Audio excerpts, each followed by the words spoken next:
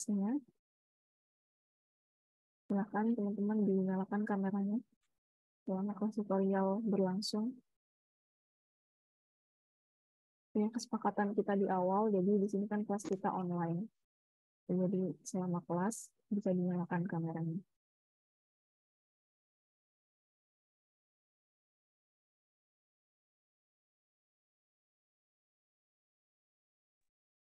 Coba yang lain dinyalakan kameranya, ini masih di sana nggak?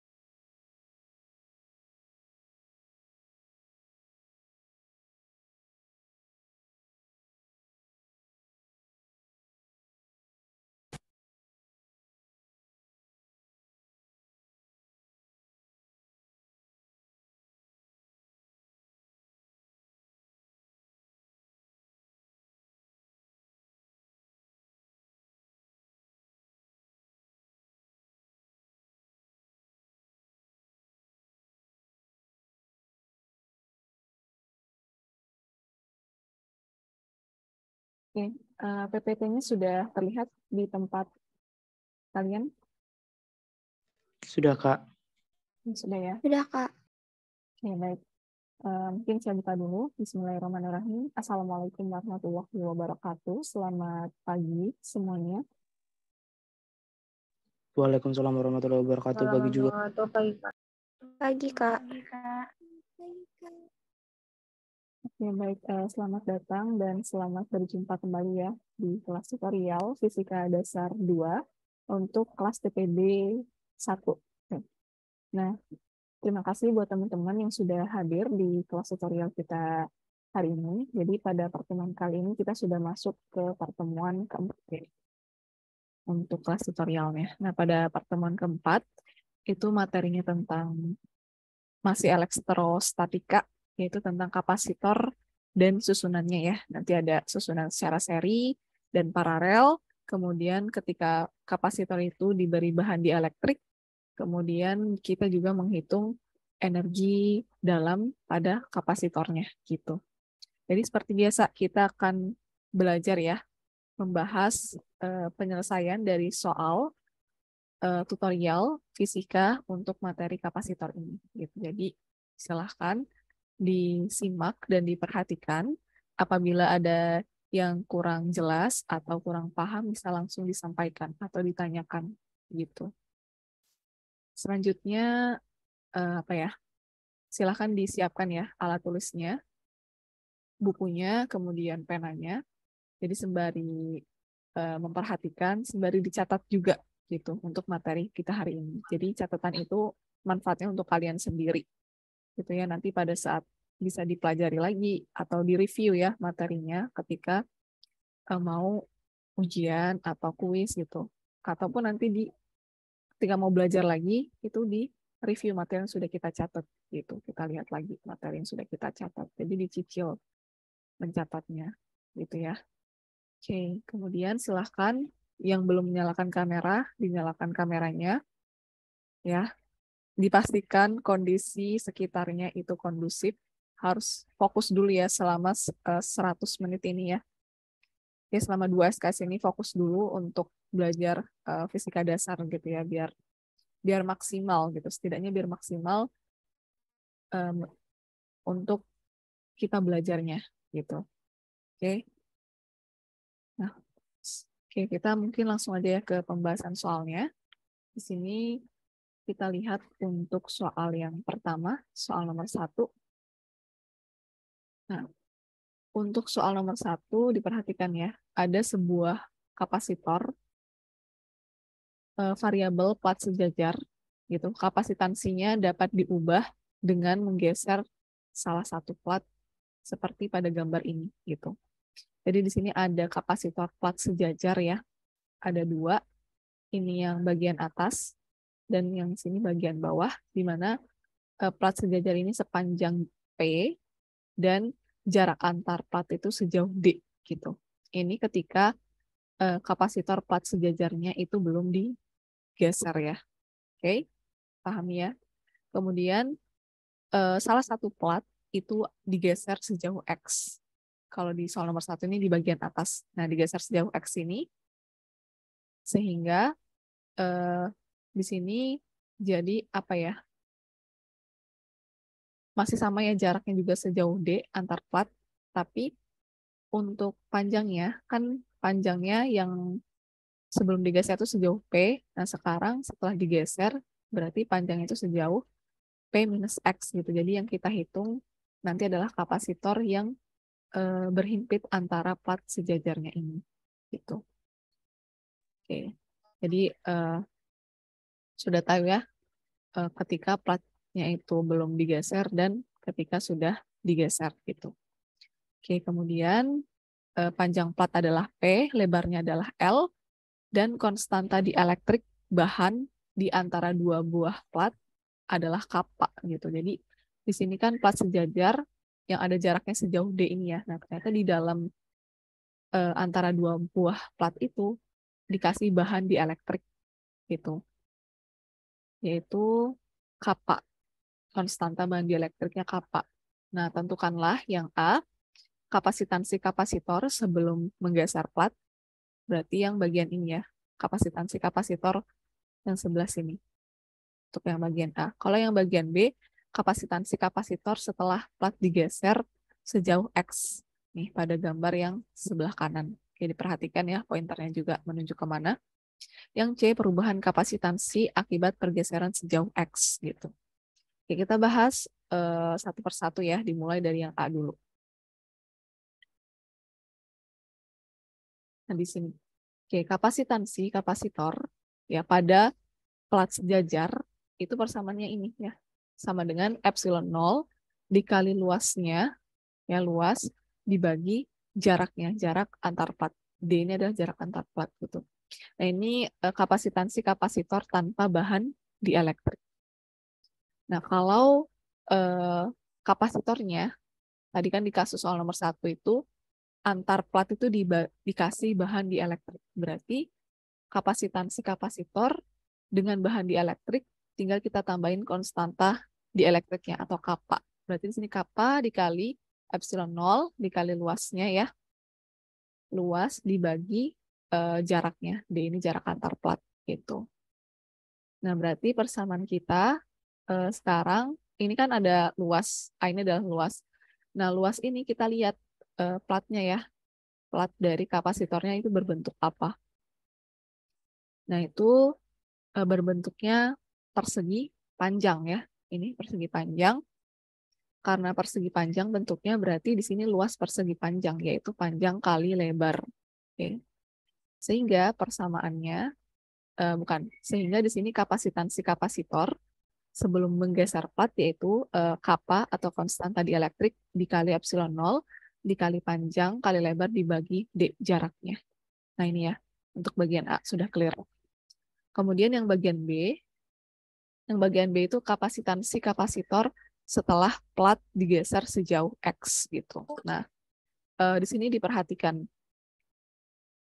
Ya, jadi untuk persamaannya sama, kapasitansi kapasitor setelah plat digeser itu konstanta dielektrik dikali epsilon 0 dikali luasnya dibagi jaraknya atau D. Nah, yang perlu kita concern atau kita perhatikan adalah luas dari plat sejajarnya. Karena di kasus yang bagian B itu kita mau menghitung ya kapasitansi kapasitornya saat plat digeser sejauh X gitu. Jadi di sini apa ya yang termasuk dalam kapasitansi kapasitor adalah yang terhimpit oleh dua plat ini gitu. Jadi yang terhimpit dalam dua plat ini. Sehingga di sini ya daerah yang sini itu enggak dan yang daerah ini yang sini juga enggak ya karena dua-duanya tidak terhimpit oleh plat kapasitor gitu. Berarti di sini panjangnya yaitu P minus X gitu ya, untuk yang platnya digeser sejauh X gitu. Oke, berarti di sini bisa kita uraikan ya. Untuk yang bagian B, luasnya sama, luas dari persegi panjang itu panjang kali lebar. Karena digeser sejauh X berarti panjang minus X dikali lebar. Lebarnya tetap ya, dibagi jaraknya. Nah udah, ini boleh kita uraikan menjadi seperti ini. Gitu ya. Jadi kappa dikali epsilon 0, dikali panjang kali lebar, dibagi jaraknya, dikurang konstanta dielektrik dikali epsilon 0, dikali X, dikali L dibagi D jaraknya. Nah, ini untuk yang bagian B ya. Kapasitansi kapasitor setelah plat itu digeser sejauh X. Oke, next. Kita ke bagian yang C. Yang C itu yang ditanyakan adalah perubahan kapasitansi kapasitor akibat pergeseran sejauh X. Nah, di sini perubahan. Kalau perubahan berarti apa? Delta ya. Kalau delta itu berarti apa? Selisih gitu. Selisih dari apa? Selisih dari kapasitansi kapasitor setelah digeser, platnya dikurang dengan kapasitansi kapasitor sebelum digeser gitu. Oke, berarti di sini kita sudah punya ya kapasitansi kapasitor saat platnya itu digeser sejauh X yang sudah kita cari di bagian B. Kita masukkan di sini. Kemudian dikurang kapasitansi kapasitor saat platnya itu belum digeser yang sudah kita cari di bagian A tadi. Kita substitusikan di sini. Kalau kita lihat di sini yang suku pertama ini dan suku ketiga ini sama ya. Karena minus berarti bisa kita coret habis. Tinggal berarti perubahan kapasitansi kapasitornya yaitu minus kappa dikali epsilon 0 dikali L dikali X dibagi jaraknya. Gitu. Nah, ini untuk soal nomor 1. Sampai di sini ada yang ingin ditanyakan untuk soal nomor 1.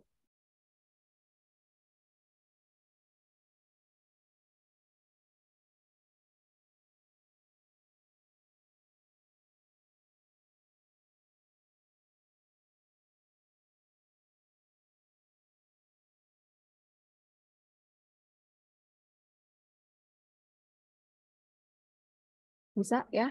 Untuk soal nomor 1 bisa? Bisa, Kak. Oke.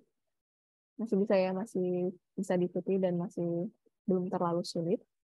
Oke, kita lanjut ke soal nomor 2. Baik, soal nomor 2, perhatikan di sini. Jadi soal nomor 2 itu capaiannya menghitung kapasitansi dari kapasitor untuk rangkaian seri dan paralel gitu. Nah, kita lihat di sini untuk soal nomor 2. Pada gambar 1, baterai memiliki beda potensial 10 volt dan kelima kapasitor masing-masing kapasitansinya 10 mikrofarad gitu. Nah, berapakah muatan pada kapasitor 1 untuk yang A, kalau yang B itu muatan pada kapasitor 2. Nah, kita lihat gambar rangkaian kapasitor untuk soal nomor 2 yang ini ya. Di sini dia ada 5 kapasitor gitu. Di mana kelima kapasitor ini besarnya sama, yaitu 10 mikrocoulomb gitu. Oke. Itu dulu kita lihat informasinya ya. Kemudian kita tuliskan nih, diketahui dari soalnya. Nah, rangkaian ini dikasih beda potensial yang sebelah sini ya. C-nya itu sama dengan 10 volt. 10 volt ini total potensial pada rangkaian gambar 1. Kemudian karena kapasitansi kapasitornya sama untuk C1 sampai C5, berarti di sini bisa kita sepakati ya simbolnya C aja gitu. Yaitu berapa? 10 mikrofarad, kita konversikan menjadi 10 kali 10 pangkat minus 6 farad. Yang ditanya itu adalah muatan pada kapasitor C1. Nah, ini berarti di sini ya, muatan pada C1 atau Q1. Kemudian yang B, muatan pada kapasitor C2 atau Q2 gitu. Oke, coba kita bahas ya untuk soal nomor 2. Perhatikan ya di sini. Next. Nah, sebelum kita membahas penyelesaiannya, di sini saya coba mau review sedikit ya terkait susunan rangkaian kapasitor gitu. Nah, secara umum rangkaian kapasitor itu disusun dibagi menjadi 2 gitu. Kalian udah pernah dengar Nah, di sini ada susunan yang secara paralel gitu. Jadi kalau susunan rangkaian secara paralel itu kurang lebih seperti ini susunannya. Dan di sini saya gambarkan ada 3 kapasitor ya, C1, C2, dan C3. Gitu. Oke. Bagaimana menghitung kapasitansi kapasitor totalnya pada rangkaian paralel? Yaitu tinggal dijumlahkan aja ya, C1 ditambah C2 ditambah C3 gitu. Nah, untuk susunan dari rangkaian paralel ya, kapasitor paralel itu yang sama, beda potensialnya gitu. Beda potensialnya sama ya. Berarti di sini kalau saya tuliskan V potensial pada rangkaian paralel itu sama dengan potensial pada kapasitor 1 sama dengan potensial pada kapasitor 2 sama dengan potensial pada kapasitor 3 gitu. Itu ya. Nah, ini untuk susunan secara paralel.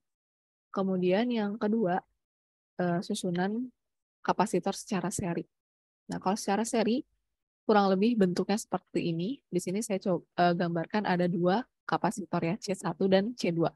Nah, bagaimana menghitung kapasitansi kapasitor totalnya kalau dia disusun secara seri gitu. Jadi, seperti ini ya, 1 per kapasitansi kapasitor ekivalen atau totalnya sama dengan 1 per C1 ditambah 1 per C2 gitu. Kebetulan di sini saya taruh ada 2 kapasitor itu. Nah, untuk susunan secara seri yang sama itu arusnya ya, arus dan juga jumlah muatan. Oke, jadi bisa saya tulis seperti ini. Arus pada rangkaian itu sama untuk arus di kapasitor 1 dan juga arus pada kapasitor 2. Muatannya juga muatan ya atau Q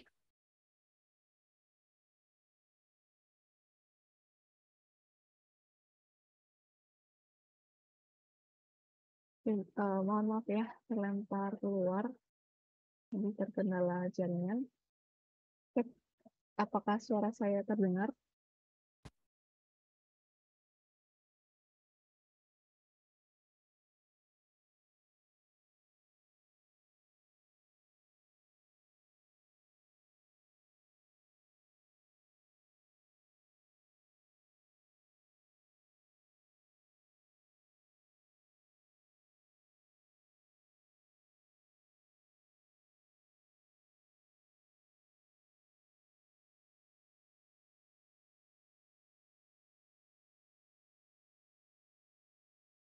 Oh, apakah suara saya sudah bisa didengar sekarang?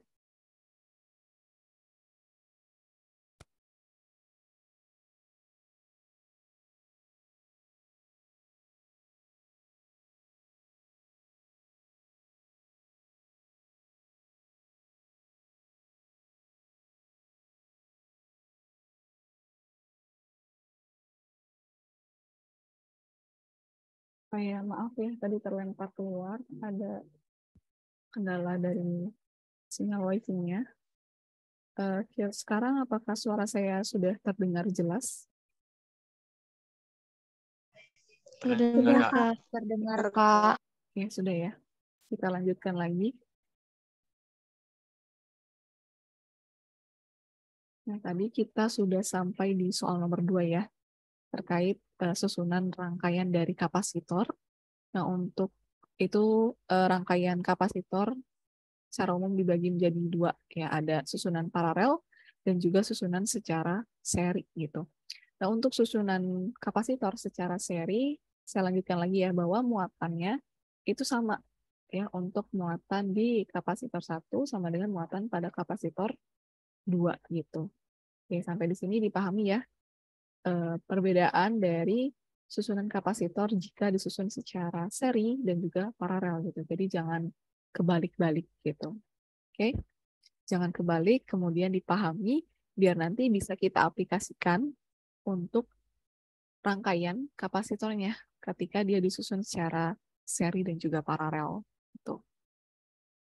Oke, kita langsung aja ke kasusnya untuk soal nomor 2 ya.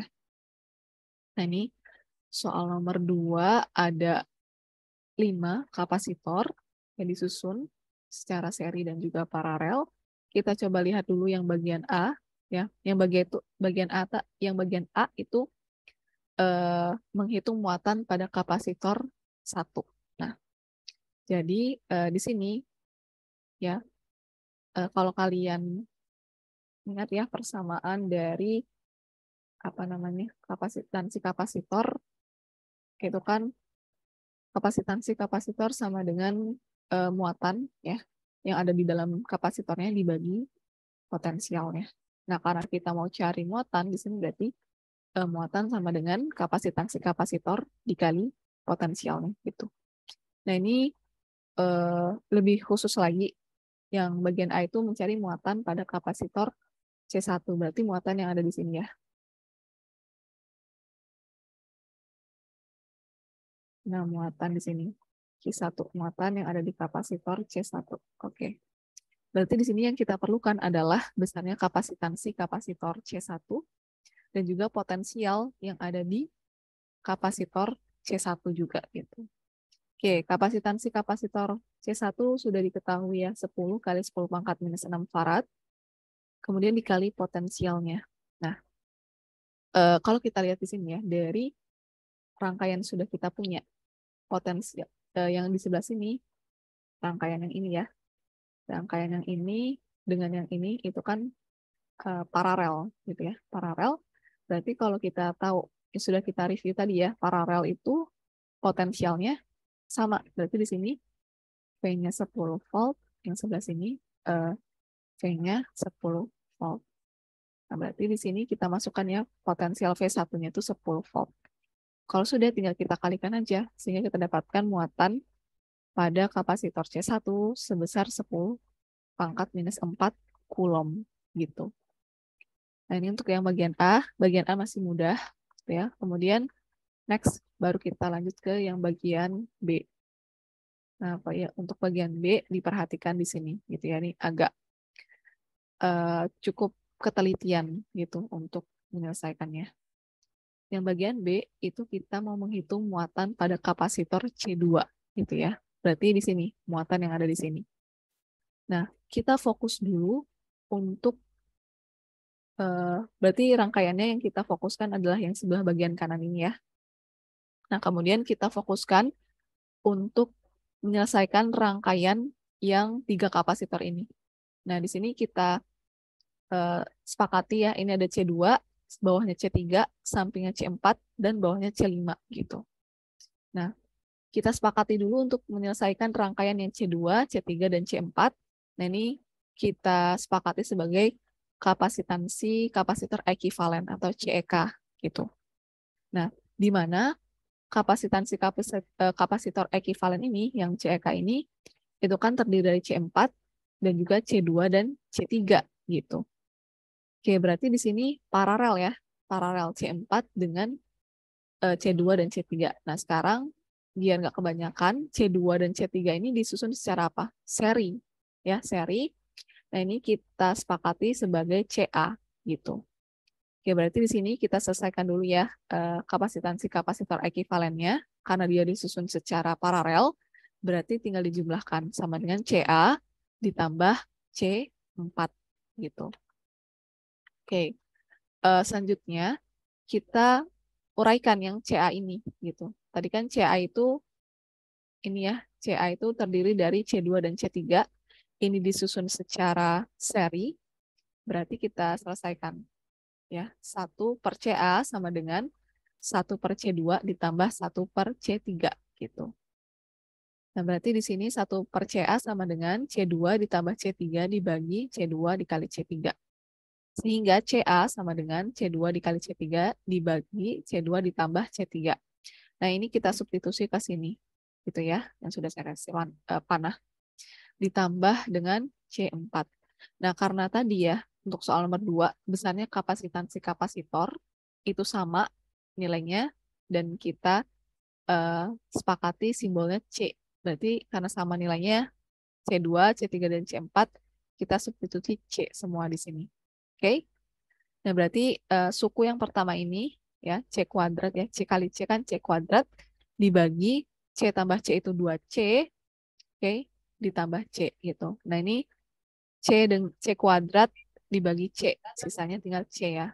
Jadi ini sama aja setengah C. Setengah itu berapa? 0,5 C. Ditambah C berarti 1,5 C. Berarti kita dapatkan kapasitansi kapasitornya yang ekivalen ya untuk CA dan C4 ini besarnya 1,5 C gitu.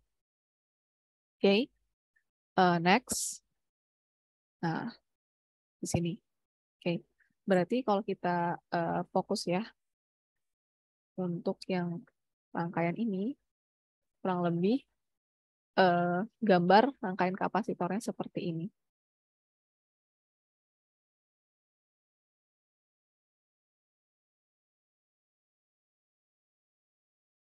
Oke.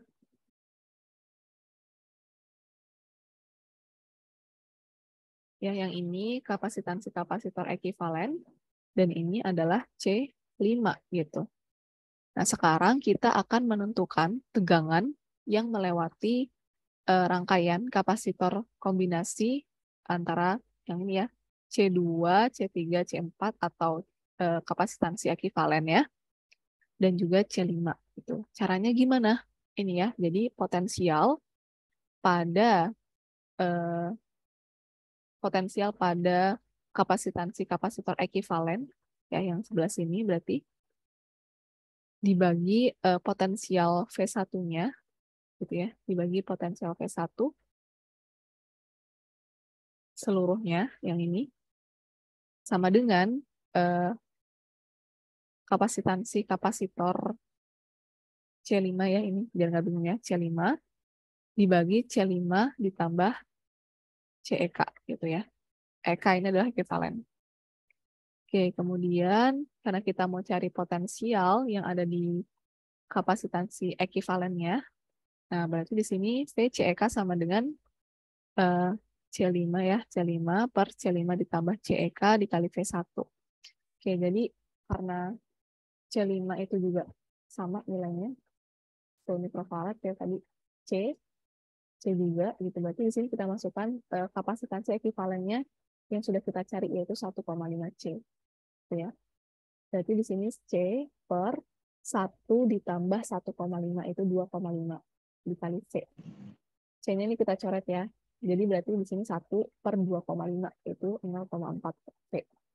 Gitu, P1. Nah ini sudah kita punya nih potensial di kapasitor ekivalennya. Karena kita kan mau cari potensial yang ada di kapasitor C2 ini. Gitu. Makanya kita fokus dulu untuk menghitung atau mencari potensial di kapasitor ekivalennya. Nah, ekivalen ya tadi di sini kan terdiri dari kapasitor CA dan juga kapasitor C4. Nah, ini kan susunannya apa? Paralel ya.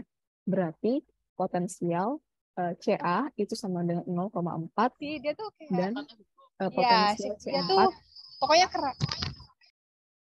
itu 0,4 P gitu. Oke. Coba kita fokus dulu ya untuk kelas. Kondisifin dulu lingkungannya gitu. Jadi bisa di mute mic-nya. Saya gimana ya? Saya udah menganggap kalian udah dewasa gitu ya, udah mahasiswa, jadi tahu mana yang harus diprioritaskan, mana yang nanti ketika dikerjakan gitu. Jadi di sini saya nggak mengingat lagi gitu ya, mengingatkan lagi gitu. Saya udah anggap kalian udah dewasa gitu di sini. Jadi kalian harus tahu mana yang harus diprioritaskan, mana yang sebaiknya nanti bisa dikerjakan gitu. Oke, kita lanjutkan lagi. Maka ya di sini kan sudah kita definisikan ya bahwa potensial di rangkaian CA itu sama dengan 0,4 volt gitu. 0,4 V1. Nah, berarti di sini kita lihat lagi si CA ini kan terdiri dari C2, kapasitor C2 dan kapasitor C3 gitu ya. Karena kita mau fokus cari potensial pada kapasitor C2, nah berarti di sini gimana? Kan di sini tuh potensial untuk CA itu 0,4 V1 gitu. Berarti karena ada dua kapasitor di sini, kita bagi 2 ya. Untuk mencari potensial di kapasitor C2 itu sama dengan 0,4 dibagi 2 gitu. Jadi di sini C2-nya itu sama-sama 0,2 V1. Begitupun juga potensial di C3-nya 0,2 V1. Gitu. Oke.